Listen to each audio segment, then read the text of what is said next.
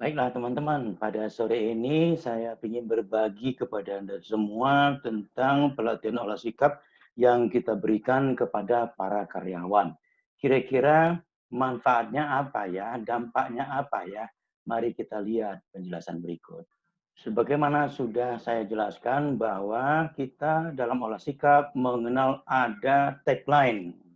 Ya, tagline tersebut berbunyi, manakala sikap berada pada tempatnya, maka sukses sejati datang secara alami.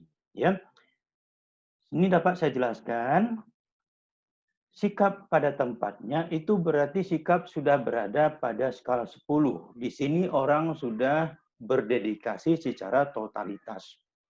Sehingga tidak perlu cari muka untuk naik pangkat, tidak perlu orang pintar untuk menjadi pintar, nggak ada gunanya manipulasi supaya dipromosi, ya, dan tidak ada jalan pintas untuk bisa sukses. Ini kita sebut penempatan sikapnya sudah dapat. Nah, bagaimana dengan sukses sejati yang datang secara alami? Di sini bermakna terbangunnya otomatisasi mulai dari sistem berpikir, pola-pola kerja otak, siklus-siklus yang ada di dalam sel-sel otaknya.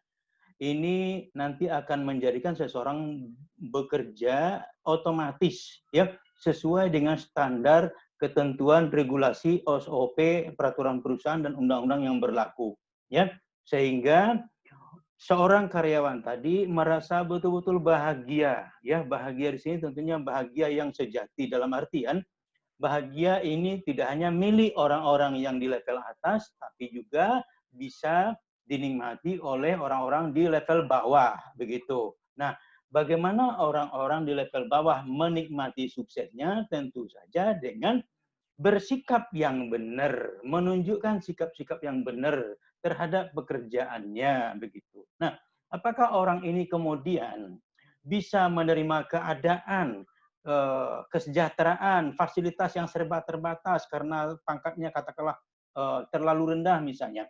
Pasti bisa, karena ini ada pengendalian sikap dari dalam diri individu tersebut, gitu. Sehingga apabila yang bersangkutan katakanlah dengan izin atau tanpa izin pimpinan organisasi perusahaan untuk mengerjakan pekerjaan sampingan tidak ada keraguan karena komitmennya sudah jelas, hasil kerjanya sudah jelas, dedikasinya sudah jelas. Orang itulah yang bisa tetap menyelamatkan hidup perusahaan sampai kapanpun, begitu ya.